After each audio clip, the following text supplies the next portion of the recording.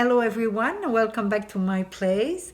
I'm Diane Deziel and I take advantage of this moment to show you my new book, the PDF document that is now available on Amazon. It's called Pattern Making Bodice Number 1. So stay with me. We'll do the pivoting of a simple bodice, one of the easiest one, but also one that we'll use the most to develop many other styles. Today I propose a very simple pivoting. It's often the beginning of other pivoting or simple style. We will transfer the shoulder dart, add it to the waist dart. We're going to start at the first notch of the waist dart. We're going to trace all the way to the first notch of the shoulder dart. Now it's important to mark your pivot and to hold it before we close the shoulder dart that we don't want anymore. Now you could look at what you have traced already. What we want to do is to eliminate the shoulder dart. So we're going to place the second dart over the first one. Now that it's done, we're going to be able to do the second and last tracing for this style. We're going to trace from the second notch all the way to the second notch.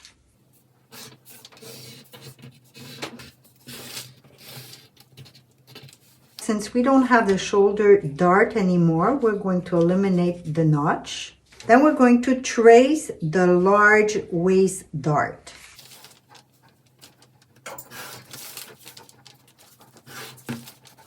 Now, if you decide to empty the dart, like I did in my previous video with this style, or if you want to keep it as a dart, both ways, you're going to need to drop the pivot. And to drop the pivot, you need to find the center of your dart, and we'll trace a line right in the middle.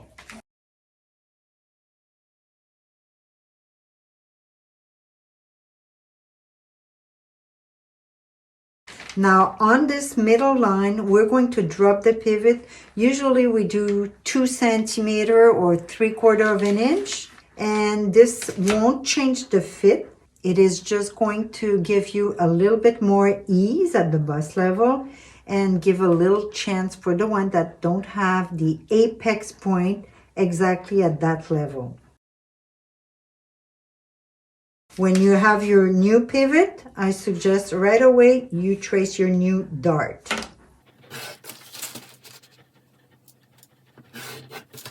Now what we're missing is the punch hole that we place inside the dart, usually more or less 1 centimeter or 3/8 of an inch.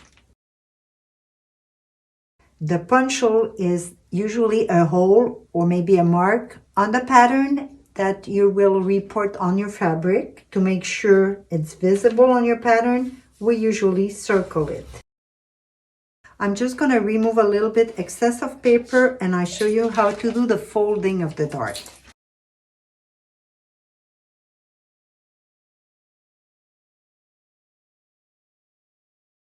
Now usually when you sew the dart, the back of the dart, what's inside, the fold part is going to go towards the center of the garment or center of the piece. That's when the dart is vertical. If the dart is horizontal, the back of the pleat, the inside, is going to go down. What you have to remember is just that if your back of the dart goes towards the center, you're going to fold the paper or the cardboard, the line of the dart that is closer to the center. So now you're going to fold the line, and don't be shy folding too far. It doesn't matter. You just have to make sure you're folding the new line of the dart, and you could go further, no problem. If you notice, what I usually do is hold it at one point exactly where I have to fold and find another point somewhere exactly on the good line.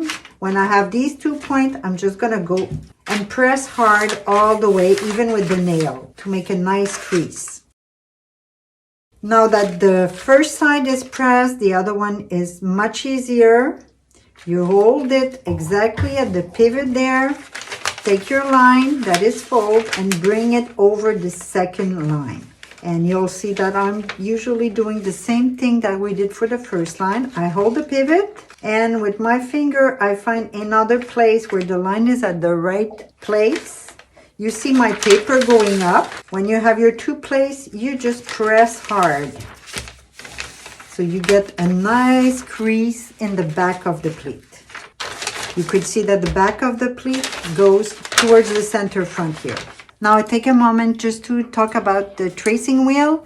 For pattern, we use the one with the needle. For fabric, we use the one with the soft point or no point at all, because this one on paper, it would cut the paper for too long. Now that the dart is closed, notice that my paper is going up. You could also place it, the pivot at the corner of the table, but if not, you just make sure that it's flat and the paper goes up. So while it's closed, you're going to trace with your tracing wheel the place where you have the back of the pleat.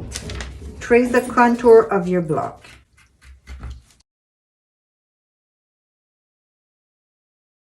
There you go, the pattern is finished. Thanks for watching. I see you soon.